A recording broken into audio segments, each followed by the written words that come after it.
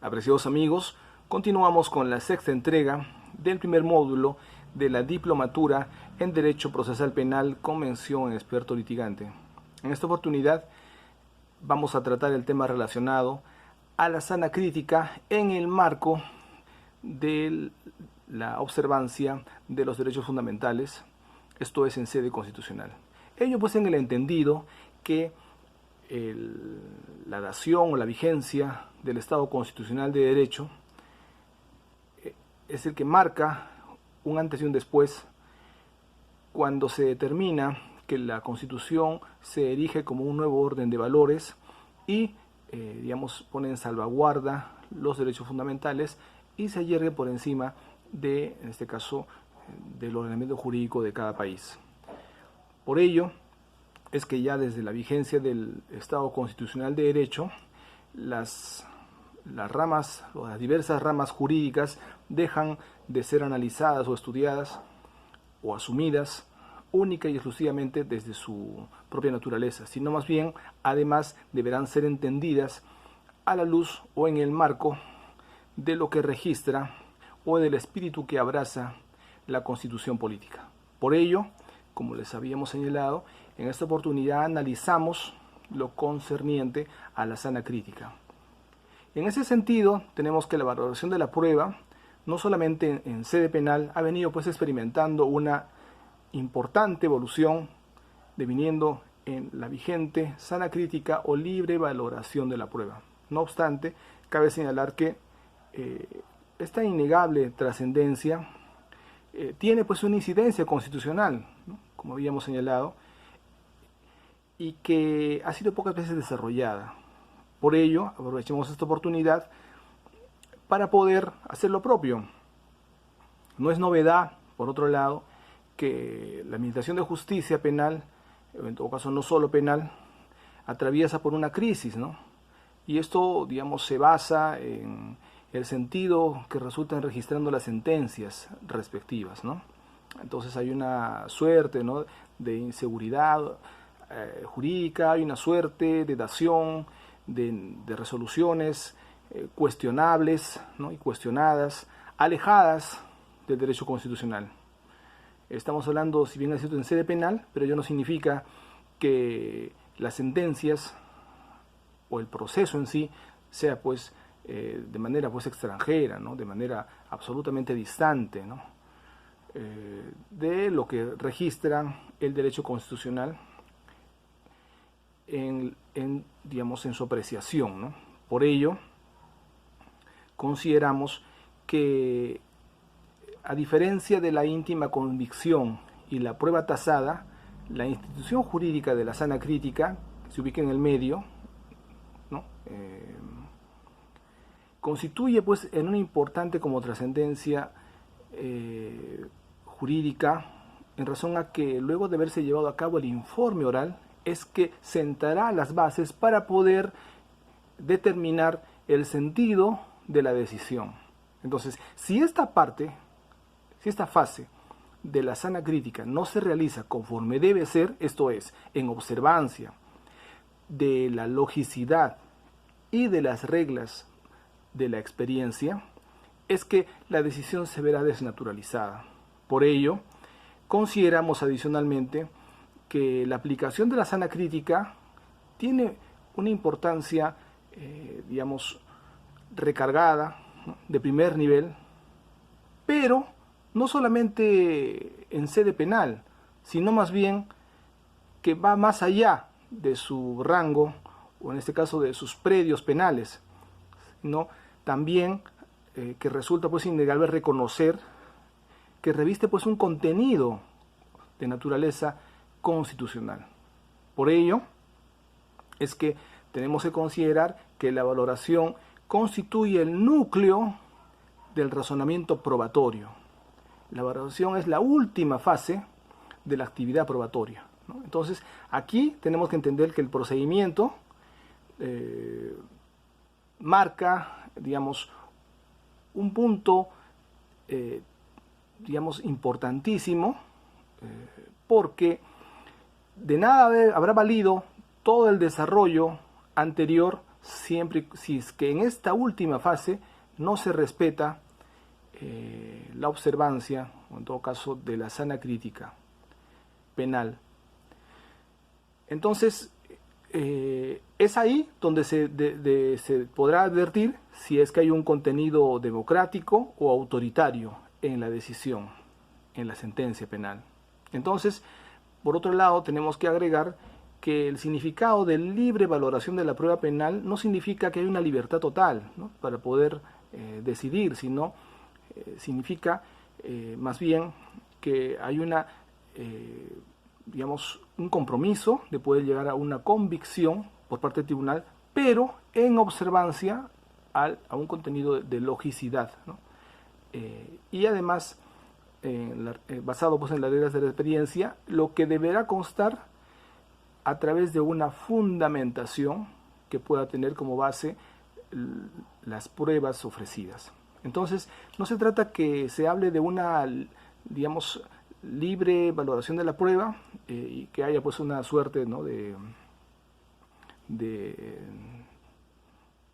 libertinaje o consideración pues absolutamente subjetiva, ¿no?, que pueda contener o desnaturalizar, en este caso ya no solamente el acto en sí, sino ya la decisión de un proceso judicial en sede penal, esto es la sentencia. Tenemos que también señalar que el tribunal no puede fundamentar una decisión de culpabilidad actos que no tengan la condición de actos de prueba. Además, deberán ser practicados en el juicio oral, con absoluto respeto de las garantías procesales, esto es, de publicidad, de oralidad, de inmediación y contradicción. Tenemos que la sana crítica tuvo sus inicios en la antigua Grecia, y ahí tenemos a Aristóteles como el, digamos, primer filósofo que se decide estudiarla, en una, digamos, valoración de la prueba que estaba pues tomada, capturada por la religión, ¿no?, y la sociedad, ¿no?, de la época. Hay que ubicarnos en ese contexto, ¿no? Entonces es ahí que Aristóteles crea, analiza, digamos, la prueba y crea pues el proceso inductivo, a través del cual señala que se puede ir de lo particular a lo general para poder darle una, digamos, una decisión o fundamentación sólida para poder, digamos, valorar la prueba. Ahora, ya lo que corresponde también, por otro lado, a estos inicios, se habla también que en España, ¿no?, tuvo su origen y que en cierta manera, en razón a que el Consejo Real evaluaba a los testigos para efectos de poder ser, en este caso, examinados para poder determinar la correcta valoración, ¿no?, de la prueba. Entonces, tenemos que también señalar que en su momento no existían reglas, ¿no? No había pues un desarrollo, ¿no?, que ahora podemos referir respecto de lo que es la valoración de la prueba. Y entonces, ¿a qué se limitaban los mismos? No hay pruebas todavía, valga la redundancia, de manera pues precisa, pero se infiere que se decidían por, en este caso, la parte o el justiciable que presente la mayor cantidad de pruebas, o la que de repente le haya generado mayor convicción. Así de sencillo.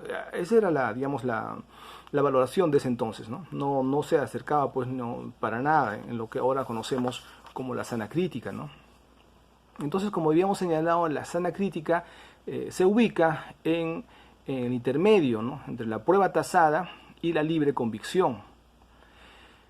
Pero hay algo importante que decir, que esta decisión que tiene que estar basada en unas reglas del conocimiento y de las máximas de la experiencia, estas últimas deben ser utilizadas a efectos de que se pueda exteriorizar en la motivación de las sentencias para poder comprobar la racionalidad de su decisión. Entonces, es importantísimo, como podemos apreciar, el efecto, ¿no?, que genera la aplicación de la sana crítica. Ahora, también debemos agregar a todo esto que esta labor de apreciación o valoración del juez cuenta con 3 etapas. La primera está relacionada a la cercanía o al poder constatar en su despacho, en este caso ya la audiencia respectiva, de lo que se actúe, de lo que se lleva a cabo ante él, ¿no? El segundo momento, es cuando él se hace presente en un lugar específico para poder, a través de una inspección ocular, por ejemplo, dar fe y tener esa, ¿no?, cercanía e inmediación de lo constatado. Y en tercer lugar ya viene pues el análisis, ¿no?, que habíamos señalado, que es imprescindible, ¿no?, relacionado pues a la observancia de las reglas de la logicidad, ¿no?, o del conocimiento, adicionándole las reglas de la experiencia. Y a propósito, también tenemos que decir que los fundamentos también se basan en que hay una razón importantísima por la cual se tenga que aplicar, porque siendo el hombre infalible o falible, ¿no?, imperfecto, las decisiones judiciales tendrían también esa connotación, ¿no?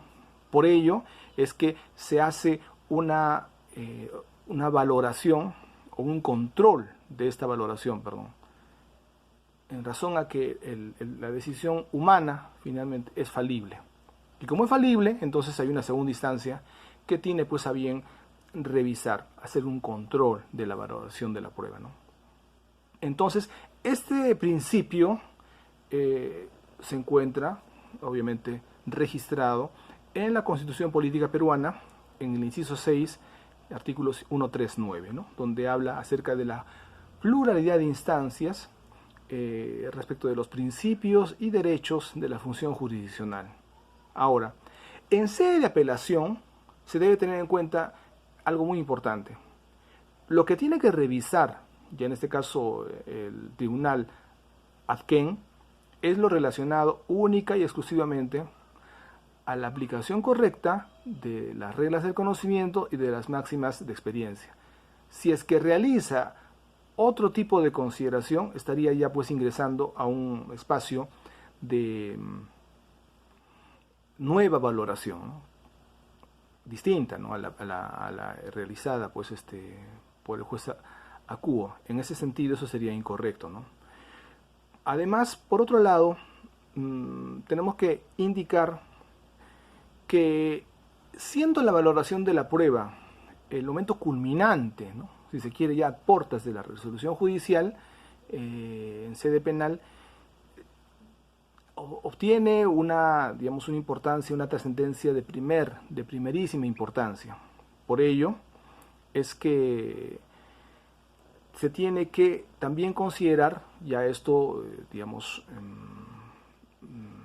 de manera adicional, que estas pruebas analizadas, incorporadas, valoradas, se supone que deben ser incorporadas de manera lícita. O sea, no se trata de que una prueba se incorpore en vulneración, ¿no?, de sus presupuestos y que, como consecuencia de tal, simple y sencillamente pasen a ser valoradas por el juez luego del juicio oral. De ninguna manera. En consecuencia, debemos considerar que la sana crítica es, un momento muy saludable, muy importante dentro, en este caso, del ordenamiento jurídico de los países que han tenido pues a bien registrar el sistema acusatorio, ¿no? Es algo muy, muy positivo y que en ese sentido la observancia del mismo significará una ratificación de lo establecido digamos, en su propia naturaleza, en concordancia, como habíamos señalado, de un Estado constitucional de derecho, porque estamos, digamos, hablando, es que no solamente tiene una connotación penal, sino a la par, en este caso, de lo registrado en los derechos fundamentales propios del derecho constitucional. En ese sentido es que vamos a iniciar el análisis respecto de los derechos fundamentales contenidos en la sana crítica. En primer lugar, tenemos el derecho a probar. Estamos hablando de la libre valoración de la prueba. Estamos hablando de la sana crítica que está relacionada a la prueba. En consecuencia, el derecho a la prueba o el derecho a probar es el primero a ser abordado. Pero no por ello debemos entender que es el único derecho involucrado. Para nada. Existen varios derechos que llevamos a ir abordando que también, tienen incidencia importante en la legitimación de la sana crítica. En principio, como habíamos señalado, tenemos el derecho a probar, que es el carácter fundamental, ¿no? Que registra, en este caso, a nivel ya jurisdiccional, no solamente judicial, sino arbitral, comunal, ¿no? Administrativo, porque constituye un elemento esencial del ordenamiento jurídico. El derecho a la prueba, si una persona, si un justiciable se ve limitado en su derecho a probar, prácticamente lo que le están diciendo es que están vulnerando su derecho a la defensa. Es como prácticamente no tener acceso al sistema de la Administración de Justicia. Por ello, consideramos que es importantísimo el derecho a la prueba, porque además tiene por objeto darle los suficientes elementos para poder convencer al magistrado de la correcta decisión, ¿no? Respecto de un caso específico. Y además, en ese sentido, como habíamos señalado, maravilla que el Tribunal Constitucional Peruano, en la sentencia 3997 del año 2013, señala que existe un derecho fundamental o derecho constitucional a probar, ¿no? Y que se trata de un derecho complejo, pues está compuesto por el derecho a ofrecer medios probatorios que resulten necesarios y estos que sean admitidos, adecuadamente actuados y que se asegure una producción y conservación de la prueba a partir de la actuación anticipada de los medios probatorios y que estos sean valorados de manera adecuada y con una motivación debida, con el fin de darle mérito probatorio a que dicha sentencia, requiera, en este caso, debe estar debidamente motivada por escrito. Entonces debemos precisar algo importante. El derecho a probar no significa que por el que el justiciable presente o que tenga derecho a que se le admita la prueba y que se lee la razón. No, simplemente es que la prueba ingrese al proceso, como producto o en razón a su cariz constitucional, ¿no? De derecho fundamental. Entonces, que la prueba no sea impedida de ser ingresada al proceso. Ya, obviamente, la valoración que le pueda dar el juez es ya, en este caso, manejo del mismo en razón a los dos puntos importantes que habíamos señalado, ¿no?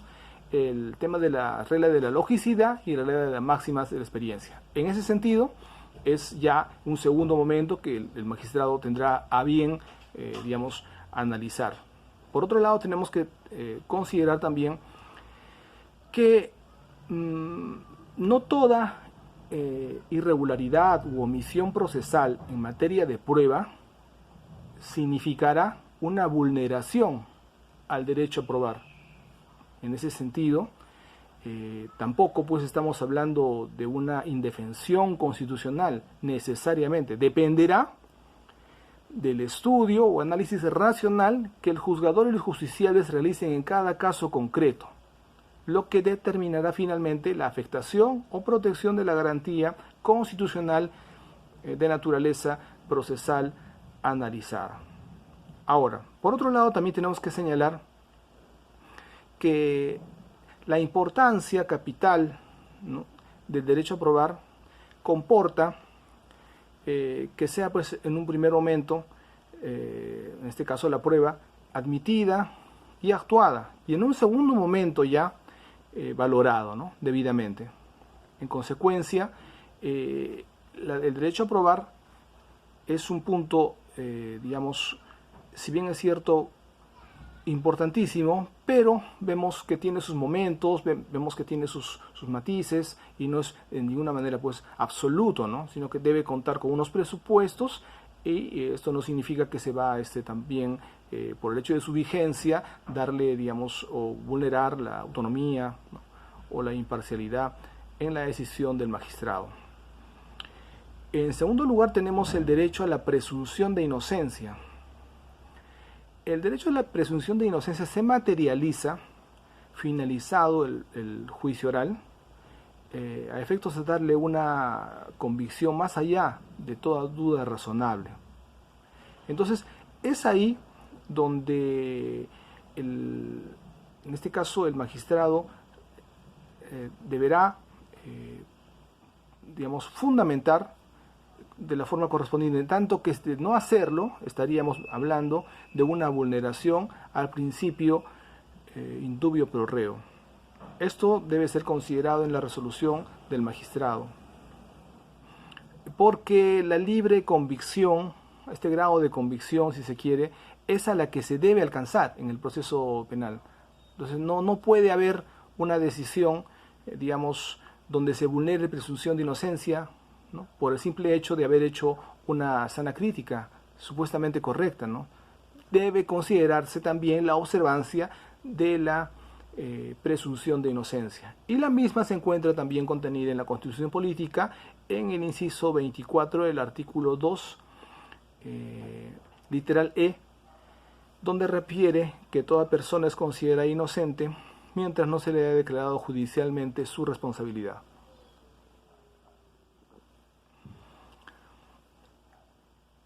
Por ello es que no hay inmediación si la ley permite que, ya en este caso, hablando ya del siguiente derecho, que es el derecho a la inmediación, es aquel donde los medios probatorios tendrán que contar, en este caso, con una actuación en presencia del magistrado, ¿no?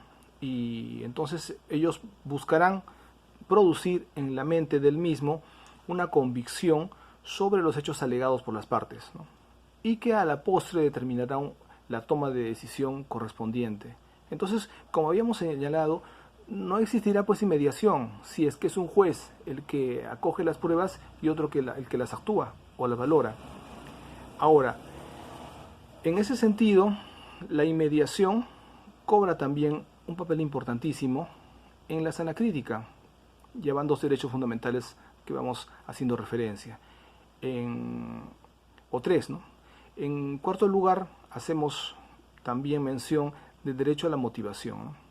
Entonces, las máximas de la experiencia han de hacerse constar en la motivación de la sentencia. Entonces, queda pues excluida toda discrecionalidad y podrá controlarse por los recursos de razonabilidad de la declaración de los hechos probados.